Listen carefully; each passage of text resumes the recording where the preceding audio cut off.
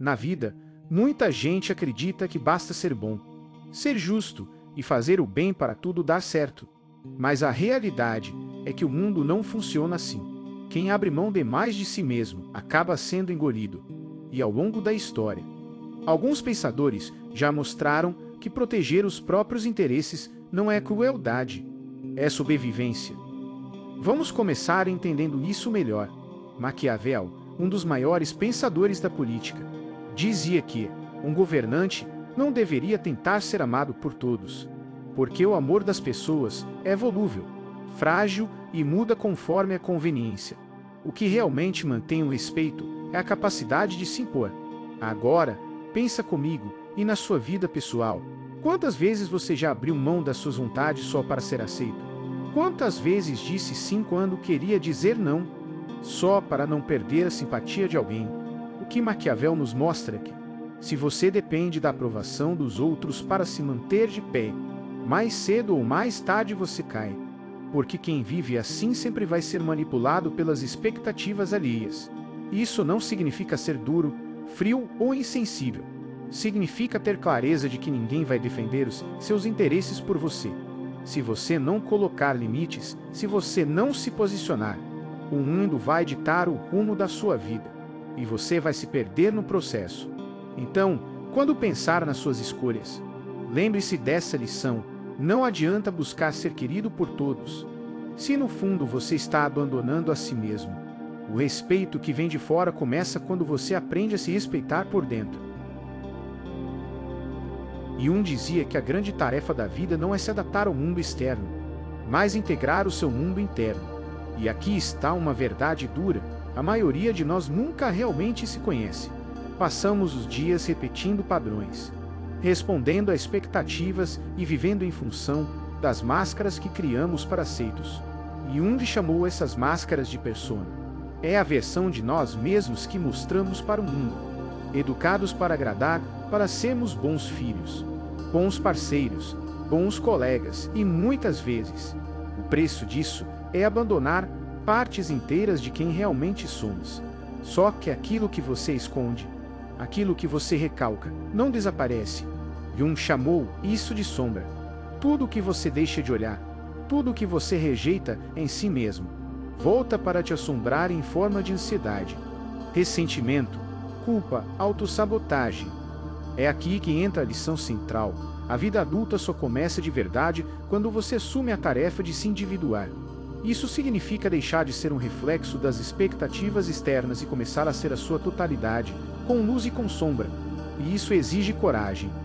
Porque assumir quem você implica em desapontar pessoas, implica em dizer não, implica em ser visto como alguém duro, às vezes até egoísta. Mas, na verdade, não é egoísmo, é a construção de um eu inteiro, que não se dobra ao primeiro vento.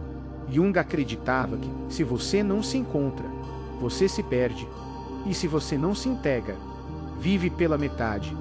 Então eu te pergunto, quantas escolhas suas ainda são da criança que queria agradar? E quantas já são do adulto, que aprendeu a proteger o seu caminho? No fundo, o que nos ensina é que amadurecer não é abandonar quem fomos, mas se integrar, acolher a criança que pede, mas deixar que o adulto decida, porque se você não tomar as rédeas da sua vida, sempre haverá alguém pronto para decidir por você. Nietzsche dizia que a vida é uma constante afirmação de si mesmo diante do peso do mundo. Ele falava de algo chamado vontade de potência, não no sentido de dominar os outros, mas de expandir a própria existência, de viver com intensidade, de criar significado onde antes só havia obediência. A maioria das pessoas, no entanto, não vive dessa forma. Elas vivem como rebanho, seguem a moral coletiva, repetem padrões, se encolhem diante do que realmente desejam. E por quê? Porque dá medo ser visto como diferente. Porque dá medo bancar as próprias escolhas. Porque dá medo arcar com a solidão que a autenticidade exige. Nietzsche chamava esse comportamento de moral de escravo. É a moral de quem prefere agradar, obedecer, não incomodar. É a moral do bonzinho que nunca rompe o ciclo. Só que, quando você vive assim, o preço é alto, você nega a si mesmo. Você se abandona, Para Nietzsche, a verdadeira liberdade não era romper correntes externas, mas as correntes internas, as que você mesmo aceitou carregar. E isso exige coragem. A coragem de ser visto como duro, incompreensível, até egoísta. Porque só quem rompe com a aprovação externa é capaz de criar a sua própria vida. Ele dizia que poucos têm a ousadia de se tornar quem realmente são. Por que tornar, se você mesmo não é confortável, não é rápido e não é aceito por todos? Exige atravessar crises, suportar rejeições, bancar decisões que os outros jamais compreenderão. Nietzsche nos convida a deixar de ser eco e nos tornarmos voz. A parar de viver para caber nos moldes finalmente criar o nosso próprio. Essa é a coragem de viver para si, não como fuga da responsabilidade, mas como a mais alta forma de responsabilidade, a responsabilidade de não trair a sua própria essência. Então, eu te pergunto, quantas vezes você abriu mão do que queria para aceito? Quantas vezes calou a sua voz para agradar? E até quando você vai negar a vida que poderia viver, só para sustentar uma imagem que nem é sua? Schopenhauer acreditava que a vida humana é marcada pelo sofrimento. Para ele, desejar já é sofrer, porque sempre que você deseja, sente a falta, a carência, a dor de não ter.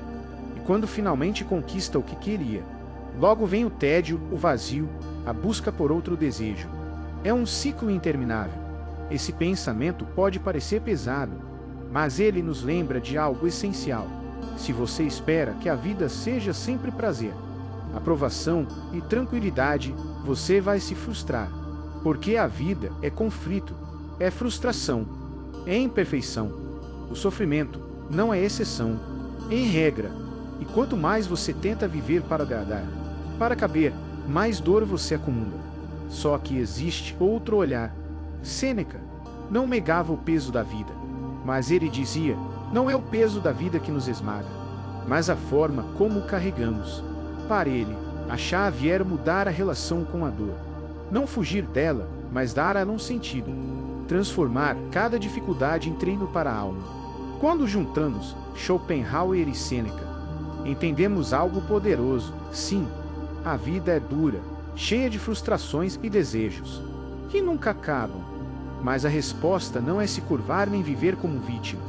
A resposta é assumir postura, é olhar para a dor de frente, reconhecer que ela faz parte, e ainda, assim escolher viver com dignidade, serenidade e força. Talvez o segredo não seja eliminar o sofrimento, mas encontrar grandeza dentro dele. Talvez a verdadeira vitória seja carregar o peso da vida em se deixar esmagar por ele. No fim, Schopenhauer mostra a realidade nua. A vida dói. E Sêneca nos dá a saída. O modo como você encara essa dor é o que vai definir se você será esmagado ou fortalecido. A vida, no fim das contas, não pede licença para ser dura. Ela cobra de nós um preço constante. Escolhas difíceis, perdas inevitáveis, dores que chegam sem aviso. E diante disso, você tem duas opções: fugir e se perder em desculpas, ou assumir a responsabilidade e crescer. Quando você para de viver para agradar os outros, para buscar aprovação, para ter medo de desapontar, algo muda. Você deixa de ser refém da culpa, da fragilidade, da dependência, e começa a se tornar dono de si. O peso não desaparece, a dor não some, mas você passa a carregar tudo isso de uma forma diferente, com firmeza, clareza e dignidade. E talvez a verdadeira força não esteja em eliminar os problemas, mas em decidir quem você vai ser mesmo quando a vida não te dá trégua. Essa decisão ninguém pode tomar por você, só você.